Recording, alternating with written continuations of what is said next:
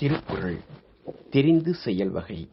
ஒரு செயலைத் தொடங்கும் முன் அதனால் வரும் தீமையையும் நன்மையையும் கிடைக்கும் ஊதியத்தையும் தெரிந்து செய்ய வேண்டும்.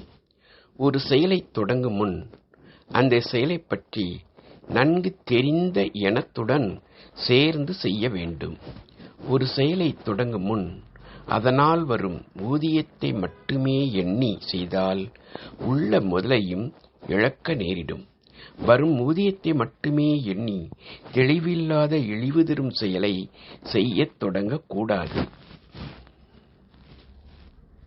மிகவும் நன்கு தெரியாத செயலை செய்யத் தொடங்குவது பகைவரை நம் அருகிலேயே வைத்து வளர்ப்பதாகும். மிகவும் நன்கு தெரியாத செயலை செய்யத் தொடங்கினாலும் கெடுவான். மிகவும் நன்கு தெரிந்த செயலை செய்யாமல் விட்டாலும் கெடுவான். மிகவும் நன்கு தெரிந்த செயலையும் அதன் வழிகளையும் எண்ணிய பிறகே துணிந்து தொடங்க வேண்டும். துணிந்து தொடங்கிய பின் எண்ணிக்கொள்ளலாம் என்பது குற்றமாகும். மிகவும் நன்கு தெரியாத செயலை துணிந்து தொடங்கினால் பின்னர் பலர் துணையாக நின்று முயன்றாலும் குறைவாகவே இருக்கும். அவரவர்க்கு பொருந்திய செயலை செய்ய வேண்டும்.